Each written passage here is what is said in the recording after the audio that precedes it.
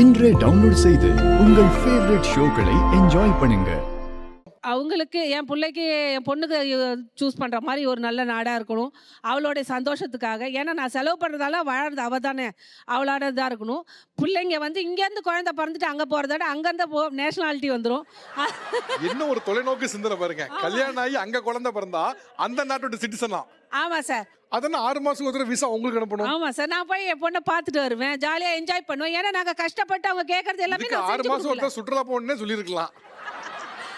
சரி, okay, visa அனுப்பிடுவாங்க. Flight ticket யார் போடுறது, நீங்களா அவங்களா? அவங்க தான் எனக்கு ரெடி பண்ணி கொடுக்கணும். சரி, இப்போ ஓகே, இப்போ ரெண்டாவது பொண்ணுக்கு எவ்வளவு போடலான்னு இருக்கீங்க கட்டி கொடுக்கும்போது? ஃபர்ஸ்ட் பொண்ணுக்கு 50 பவுனு ஒரு கார் வாங்கி கொடுத்தோம் சார். இப்போ அதே தான். இப்போ வந்து இப்போ இருக்கிற காலகட்டத்தில் சொல்ல முடியாது பவுன் என்ன விளைவிக்குதுன்னு. அப்படியா இருந்தாலும் டாக்டர் படிக்கிற பொண்ணுக்கு நாங்கள் செஞ்சு தானே ஆகணும். ஒரு 100 பவுனு காரு அப்படி தான் கொடுப்போம். அதை நாங்கள் வெளிநாட்டு மாப்பிள்ளைக்காக கொடுத்துட்டு ஸோ 100 பவுன் ஒரு காரை கொடுத்துட்டு அப்படியே வசூல் பண்ணலான்னு பார்க்குறீங்க அங்கே போயிட்டு? சார் வசூல் கிடையாது சார். இது அங்கே நாங்கள் செய்கிற பணத்துக்கு பிள்ளைங்க கிட்ட நான் சந்தோஷமாக இருக்கணும்.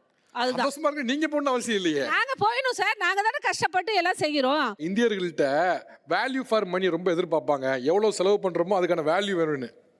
பேஸ் நான் நல்லா செலவு பண்ணிருக்கேன், அதுக்கான வேல்யூ வேணும்னா நான் அடிக்கடி 6 மாசம் சார். அது உண்மைதான் சார். அது அப்படிதான், கரெக்ட் தான் சார்.